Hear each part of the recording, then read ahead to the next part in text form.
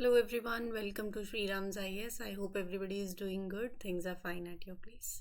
Let's start with today's session where we'll cover these articles. जल्दी से आपको एक quick brief दे रहे हैं क्या हमें cover करना है. We'll talk about greenwashing, a very important article, paper 3. A push for economic growth, paper 2. Bushfire pollution or wildfire, you can say, pollution, paper 3. Exercise Sinbac's prelims and increase female workforce participation, again paper mains. Basically you can connect it with your paper 1, paper 2, and we'll talk about in this particular article specifically जब हम इस article पे आएंगे. So this article deals with a type of economy. कैसी economy की बात होगी? Care. ठीक है, तो उसके बारे में हम ज़्यादा बात करेंगे. क्या आर्टिकल है, क्यों न्यूज़ में है, वो तो हम बात कर ही लेंगे डेफिनेटली. सो जैसे जैसे आर्टिकल आएगा उसके बारे में बात करेंगे. केयर इकोनॉमी क्या होती है, क्या इश्यूज हैं that are related to care economy, what are the barriers to women's work force inclusion, सरकार के क्या इनिशिएटिव्स हैं, क्या वे अहेड हो सकता है. तो इन सब पे बातें होंगी. कमेंट सेक्शन आपके पास है, you can give your feedbacks. Channel subscribe कर सकते हो, शेयर कर सकते हो, एंड अपनी अटेंडेंस मार्क ज़रूर कर देना bye liking this lecture. You can trust the platform Sri Ram's IS, which is serving the nation since 1985. We are offline and now we are online as well. So please do share with your friends, those who are preparing for these competitive exams. Let's begin. Hall he central consumer protection authority ने under the Consumer Affairs Ministry has issued guidelines for prevention and regulation of green washing and misleading environmental claims. Basically this is all to address the green washing and misleading environmental claims. देखो green washing क्या होता है. आप एक company, एक organisation या चाहे country, वो ऐसे क्लेम्स कर रही है कि मैंने तो ये प्रोडक्ट बनाया है, ये बहुत ही ऑर्गेनिक प्रोडक्ट है, नेचुरल प्रोडक्ट है, एनवायरनमेंट फ्रेंडली तरीके से बनाया है. ये सारे जो क्लेम्स हैं वो अनवेरीफाइबल हैं, वो डूबियस क्लेम्स हैं, और they are picturing a false, they are basically giving you false picture of their progress कि हम तो बहुत रिस्पॉन्सिबल हैं. हकीकत में वो इररिस्पॉन्सिबल हो, जितना वो मतलब जितना अपनी प्रोडक्शन के थ्रू हम वो कर रहे हो एनवायरनमेंट को, उससे ज़्यादा तो वो अपनी अच्छाई दिखा रहे हैं. तो यहाँ पर वो कह रहे हैं कि ग्रीन वॉशिंग का मतलब ही यही है, where you are giving a false picture of the progress that is being made on the climate change, right. तो यहाँ पर कुछ कंट्रीज भी हैं ऐसी that are accuse of green washing, मतलब जो दे आर शोइंग कि द इम्पैक्ट ऑफ, अच्छा मैंने कोई रेगुलेशन लेकर आया है, कंट्री कहती है, और उस न्यू रेगुलेशन से उसका कार्बन एमिशंस पे बहुत कम होंगी emissions, and it will have a great impact XYZ, चीज़ों को एग्जैजरेट करके बता रही हैं. तो countries are also one way और the other, there are few countries that are accuse for green washing. अब जब यहाँ पर ग्रीन वॉशिंग के गाइडलाइंस की बात हुई है, तो सरकार ने जो गाइडलाइंस लेकर आई है मिनिस्ट्री, वो क्या है गाइडलाइंस. वो कहते हैं कि ये जो मिसलीडिंग वर्ड्स आप यूज़ करते हो, जो सिंबल्स होते हैं, जो इमेजेस होती हैं, जो आप ऐसे पॉजिटिव एनवायरमेंटल एट्रीब्यूट्स एम्फसाइज करते हो, लेकिन असलियत में you are concealing the negative impacts, ये सब ग्रीन वॉशिंग के अंदर आता है. अगर एक कंपनी ऐसी स्टेटमेंट देती है कि उसकी ग्रोथ सस्टेनेबल प्रिंसिपल्स पे बेस्ड है, तो वो मिसलीडिंग नहीं है, right, for the under this guidelines. लेकिन अब कंपनी अगर ये क्लेम करती है कि मेरे तो भैया जितने भी प्रोडक्ट हैं सारे मैंने सस्टेनेबली मैन्युफैक्चर करे हैं, तो फिर वो एग्जामिन करे जाएंगे फॉर ग्रीन वॉशिंग. अगर आप ऐसे टर्म्स यूज करते हो, क्लीन, ग्रीन, इको फ्रेंडली, यार मतलब मेरा ये प्रोडक्ट नेचुरल है, ऑर्गेनिक है, कार्बन न्यूट्रल, आजकल तो क्या वो cruelty free, good for the planet, sustainable, चलो ठीक है होगा. अगर आप ये सब जेनरिक टर्म्स यूज कर रहे हो अपने प्रोडक्ट के डिस्क्रिप्शन के अंदर, या वन और द अदर वे किसी भी तरीके से फॉर एडवर्टाइजमेंट ही लगा लो, तो कंपनी को एविडेंस देना पड़ेगा. They will have to use advocate and accurate qualifiers. जब they have to disclose whatever they are showing, evidence दो, while advertising such descriptions. अगर आप environmental impact assessment ऐसे ऐसे और technical terms use कर रहे हो कि greenhouse gas emissions, ecological footprint, ये terms use कर रहे हो अपने advertise करने के लिए अपने product या service को, तो companies are mandated कि you explain their meaning and the implication एक consumer friendly language में explain कर दीजिए हमें, right? तो ये कहते हैं कि द गाइडलाइंस जो ये हैं they are applying to all the environmental claims. अब वो चाहे कोई भी करे, मैन्युफैक्चरर करे, सर्विस प्रोवाइडर करे, ट्रेडर करे, एवरीबडी, इवन जो एडवर्टाइजमेंट कर रहे हैं, एडवर्टाइजिंग एजेंसी ही क्यों ना हो, जो एंडोर्स कर रहे हैं, दे ऑल विल ये जितने भी गाइडलाइंस हैं, these guidelines are applying to all the environmental claims made by them. अच्छा, अपना आपसे प्रीलिम्स में ये कुछ टर्म्स पूछी जा सकती हैं. मैं आपको इन टर्म्स के मतलब बता देती हूँ, वन वे और दी अदर वो पूछ लेंगे. मान लो ये XYZ term was in news, इसका मतलब क्या है? तो क्यों ना, मतलब फिर पछताए होत क्या जब चिड़िया चुग गई खेत. तो इससे पहले पढ़ी लो, है ना, बाद में क्यों पछताना. तो let's talk about it. Green hushing क्या होता है? देखो, जब एक कंपनी अपनी इंफॉर्मेशन को विदहोल्ड करके रखती है कि ज़्यादा स्क्रूटनी नहीं हो, या ज़्यादा they should to avoid criticism, even if they are making some effort, still they deliberately avoid sharing the details about their goals और प्रोग्रेस, वो है ग्रीन हशिंग. ग्रीन क्राउडिंग वो होता है ना, भीड़ में छुप जाते हैं, मतलब मैंने कुछ गलती करी है, 4 लोगों के बीच में छुप जाऊं, दिखूं नहीं, बस वही है. क्राउड में, ग्रुप में आप अपने आप को हाइड कर रहे हो to avoid their unsustainable practices to be spotted. Green shifting क्या होता है? ग्रीन शिफ्टिंग का मतलब होता है उल्टा चोर कोतवाल को डांटे. गलती आप कर रहे हो, लेकिन आप, कंपनी ऐसा कहती है, वो रिस्पॉन्सिबिलिटी डाल देती है कंज्यूमर्स पे, इंडिविजुअल्स पे, कि आप प्रोडक्ट को रिसाइकिल करो, रीयूज करो, right? So that is what green shifting is. खुद चाहे they are not reducing the waste, और खुद चाहे they are continuing the harmful corporate practices. Company कहती है, कंज्यूमर को ब्लेम करती है for not being sustainable. That is green shifting. What is green lighting? Green lighting होता है जब कंपनी अपने छोटे से पॉजिटिव एक्शन को इतना एग्जैजरेट करती है, बढ़ा चढ़ा के बोलती है अटेंशन ग्रैब करने के लिए, और जो इतने हार्मफुल एक्टिविटीज कर रही है वो नहीं, उससे छुपना है ना, तो वो उतने हार्मफुल एक्टिविटीज में एक अच्छा काम करके उसको लाइटिंग करना उसकी, दैट इज ग्रीन लाइटिंग. और green labelling, what is green labelling? नाम से ही पता चल रहा है, जब कंपनीज लेबल्स या क्लेम्स यूज करती हैं to make their product seem environment friendly. जैसे आपने natural, this product is natural, फिर चाहे वो इन्वॉल्व हो in harmful production practices, so that is what is green labelling. ठीक है. अच्छा, लैंसेट स्टडी के अकॉर्डिंग 1.5 मिलियन डेथ हुई हैं अराउंड द वर्ल्ड, हर साल होती हैं from these wild fire pollutions. ये वाइल्ड फायर पॉल्यूशन क्या होती है ना, जब मतलब नेचुरल लैंडस्केप में अनकंट्रोल्ड फायर हो जाती है, फॉरेस्ट में, ग्रासलैंड्स में, सवानाज में.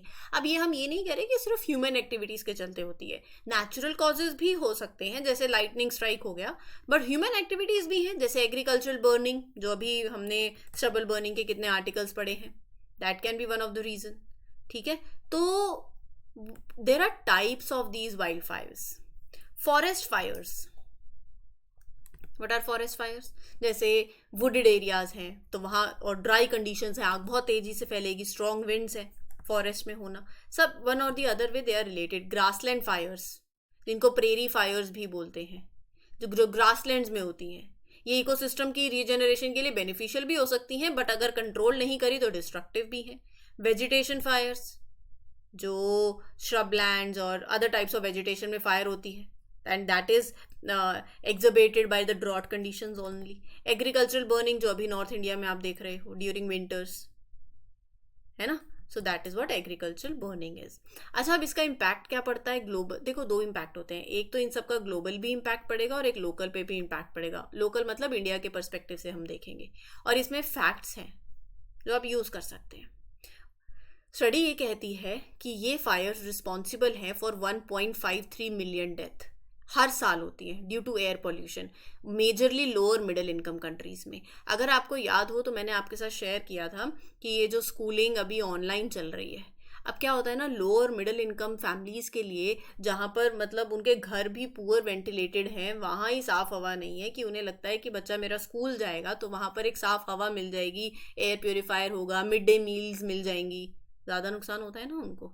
तो यहाँ पर सोशली एंड इकोनॉमिकली डिसएडवांटेज का क्या, जब स्कूल बंद हो जाते हैं, क्या उनके पास इंटरनेट कनेक्टिविटी है, क्या वो सुविधाएं हैं कि वो ऑनलाइन क्लासेस देख पाएँ, राइट। तो ऐसे ही जब एयर पोल्यूशन होता है ना, तो इसका ज़्यादा इफेक्ट लोअर होता सबको है, लेकिन मेजॉरिटी अक्रिंग डेथ्स जो होती हैं वो लो एंड मिडिल इनकम कंट्रीज में होती हैं। ऑब्वियसली हेल्थ रिस्क भी है, कार्डियोवेस्कुलर डिसीजेस, 4,50,000 डेथ हर साल they are link to cardiovascular diseases, और 2,20,000 के आसपास जो डेथ होती हैं रेस्पिरेटरी डिसीजेस के चलते जो होती हैं, और दोनों का कारण क्या है, इन फायर से जो पर्टिकुलेट मैटर 2.5 PM 2.5 निकलता है।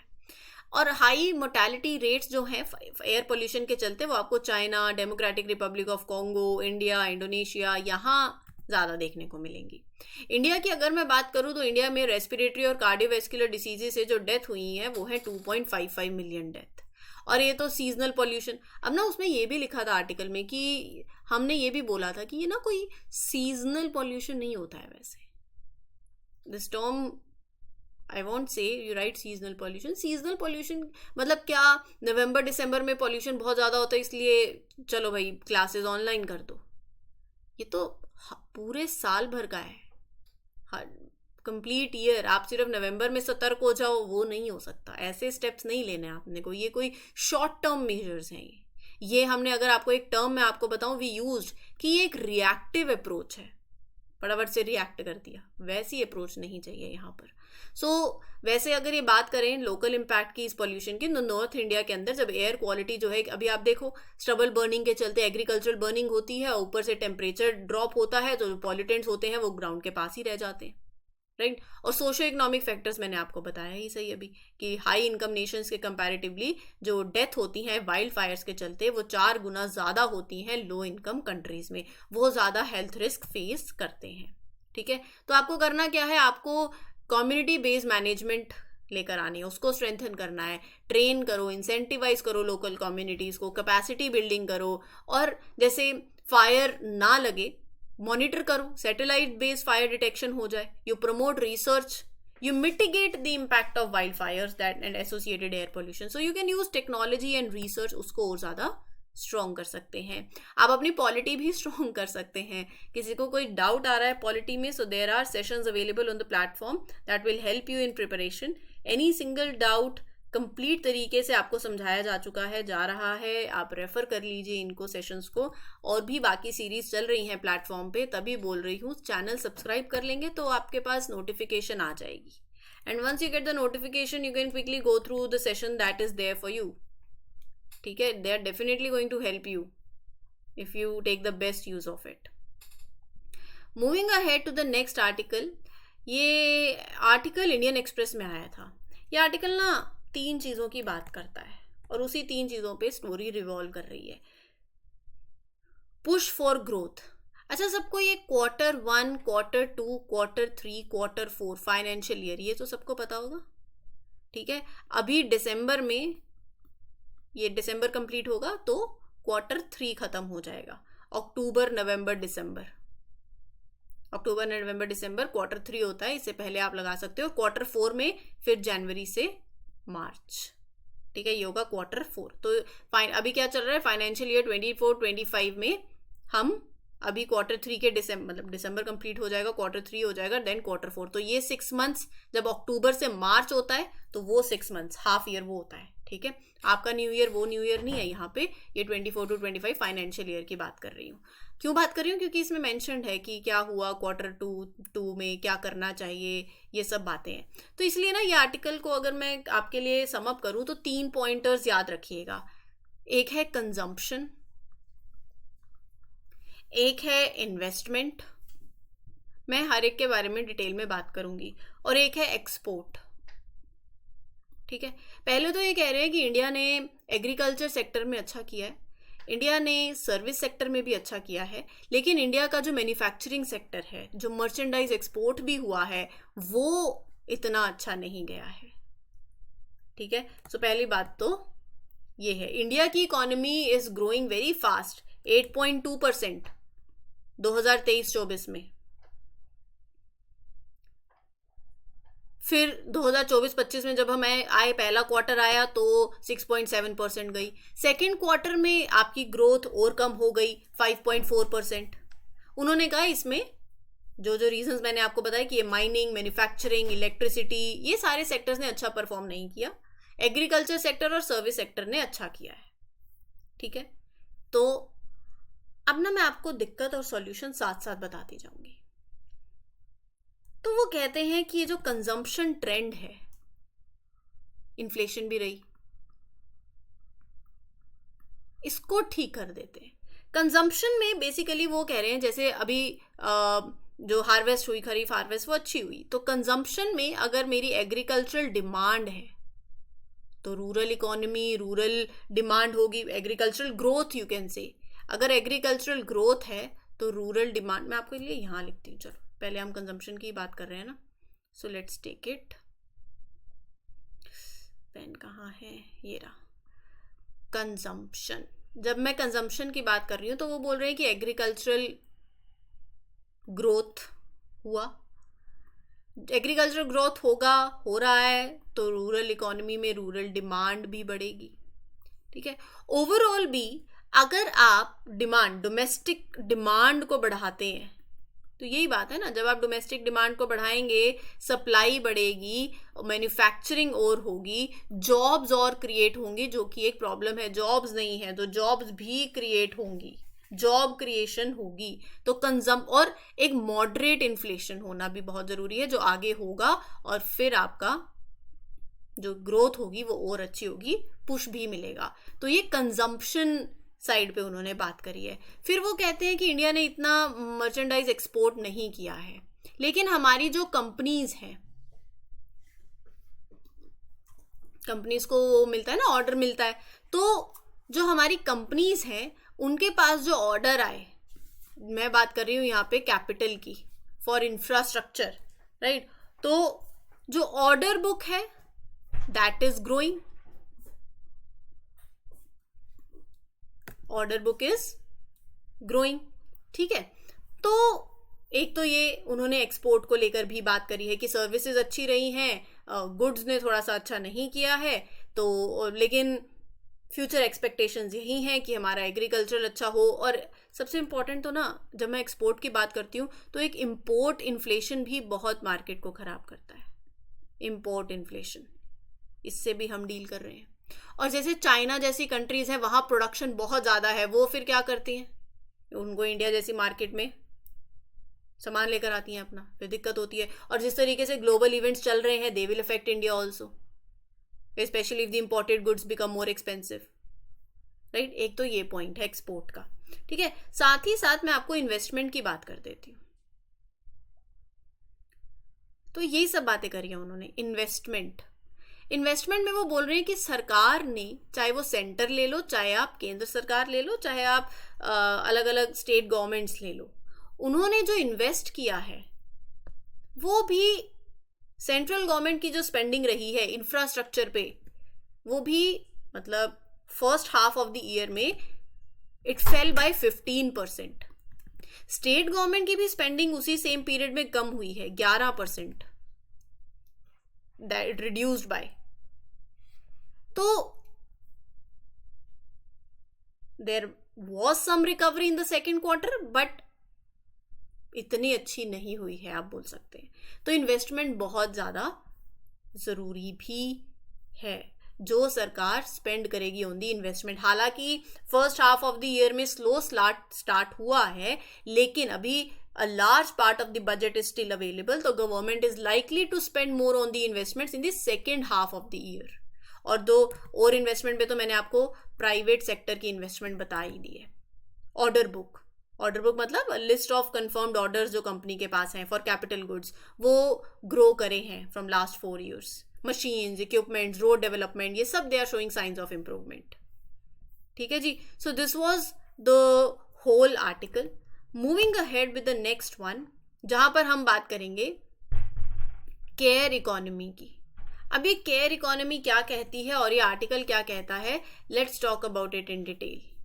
So as far as care economy is concerned, see, Indian government plans to introduce a new detailed national policy to encourage more women to join the workforce.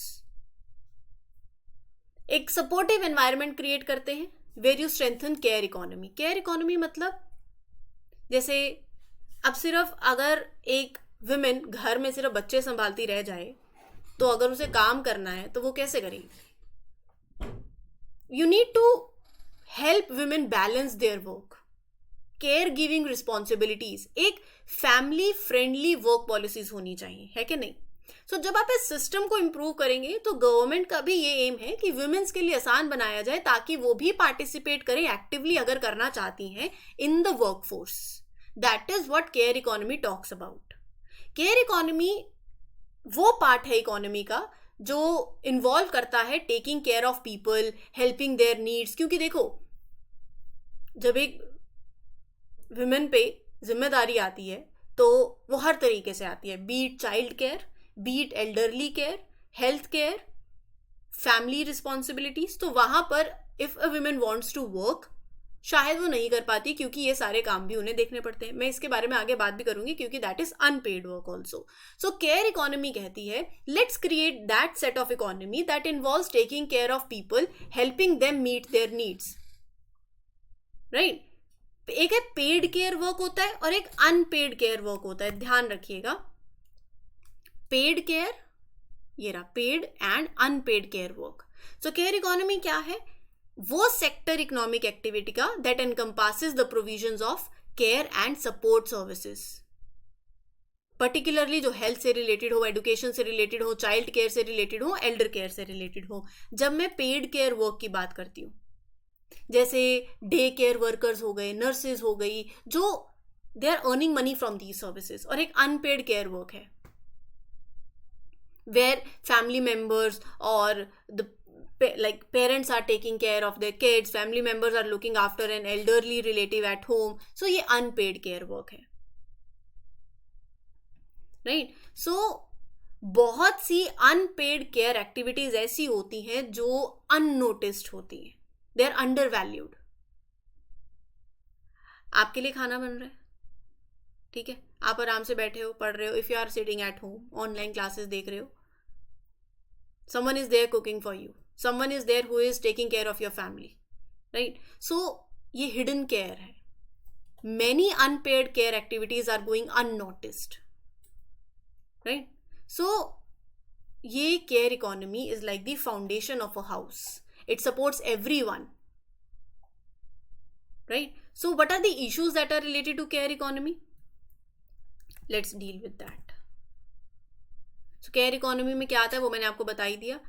Indirect care, direct care and broader services, जिसमें cleaning, education, health care, cooking सब कुछ आ गया. Care economy में क्या problems हैं आप मानोगे नहीं. 53%, आधे से भी ज्यादा Indian womens, they are not working for wages. क्यों? क्योंकि they are busy with the unpaid care giving duties at home. और उसके कंपैरिजन में सिर्फ जहां ये वुमेन्स 53% कंट्रीब्यूट कर रही हैं और जो उनका काम अननोटिस जाता है, मेन को अगर आप देखोगे so there are only 1.1% of the men that face this issue. तो बहुत बड़ा डिफरेंस है रिस्पॉन्सिबिलिटीज का मेन पे और विमेन पे. 2023-24 का सर्वे कहता है, you can mention these points while you are writing the answer. 2023-24 का सर्वे कहता है कि 36.7% of women और 19.4% of the workers overall वो अनपेड टास्क करते हैं होम में, whether it is cleaning, cooking, caring for the family members. ये वर्क असेंशियल है बट यहां से उन्हें कोई रिकॉग्निशन नहीं मिलता है. They are not getting any income. Womens are spending more time on the domestic work और एक gender gap it is highlighting. एक 2019 की स्टडी थी जिसमें यह बताया गया कि main spend much less time on these task, right. So care giving responsibilities, ये आर्टिकल एंड में यही कहता है कि केयर गिविंग जो रिस्पॉन्सिबिलिटीज हैं वो मेनली किसके सर पे गिरती हैं? विमेन के सर पे. They spend more time caring for the others. ठीक है. सो women bear a disproportionate share of the caregiving responsibilities as compared to men. सरकार लेकर आई national policy to increase female workforce participation, right. Care giving support system, special training for the care givers हो जाए. सो ये सब जब मैं care responsibilities की बात कर रही हूँ, by addressing these responsibilities that fall on the women, ये जो पॉलिसी सरकार लेकर आती है इसका मकसद यही है कि वुमेन को हेल्प किया जाए ताकि ये ज्वाइन करें वर्कफोर्स को, उनको हेल्प की जाए, उनको सपोर्ट किया जाए in balancing the home and work. Better services हो जाए बच्चों के लिए, एल्डरली के लिए और जो आप पे डिपेंडेंट हैं उनके लिए, right. So this was the whole article. Moving ahead with the last article of today's session, पहला session joint tabletop exercise that is Synbax that was commenced at Foreign Training Node Pune में हुआ. अब ये exercise जो है ये Indian army और Cambodian army के बीच में होने वाली एक्सरसाइज है. It is aim to conduct of a joint counter terrorism operations. ये जो एक्सरसाइज है ये किस पे फोकस करती है? एक्सरसाइज सिनबैक्स. दोनों आर्मीज को प्रिपेयर किया जाए कि टेररिज्म रिलेटेड जो भी थ्रेट्स हैं उसको इफेक्टिवली हैंडल कर सकें, जॉइंट ऑपरेशंस हों. सो ओवरऑल जब भी हम एक्सरसाइज देखते हैं तो हमें पता है कि एक्सरसाइज का मकसद क्या होता है. You go for knowledge sharing और you go for such activities, such exercises जहाँ पर आपस में यू डिस्प्ले कि अच्छा आपका क्या अच्छा है. You come in to discussions on the information operations, right. So इस ये एक्सरसाइज 3 फेज में कंडक्ट होगी. Phase 1, phase 2 and phase 3. Phase 1 में क्या होगा? Preparation, you can say participants will get ready for the counter terrorism operations, orientation. Phase 2 में table top exercises. Phase 3 में final plans, finalisation of the plans and summing up. ठीक है. So this obviously ये जो exercises होती हैं दोनों देशों के बीच में ट्रस्ट बढ़ता है, कॉपरेशन बढ़ता है. They are able to handle such threats like terrorism together. Knowledge exchange होता है, स्किल्स एक्सचेंज होती हैं. एंड इंडिया की जो डिफेंस इंडस्ट्री है आप उसको भी प्रमोट करते हो by showcasing your indigenous weapons and equipments, right. So this is the whole session for today. उम्मीद करती हूँ क्लियर हो गया हो. Any doubt you can ask me in the comment section. For more such videos do subscribe to the channel. This is your mentor Arsu Kakkar signing off. Happy learning everyone. All the best. Thank you. Take care.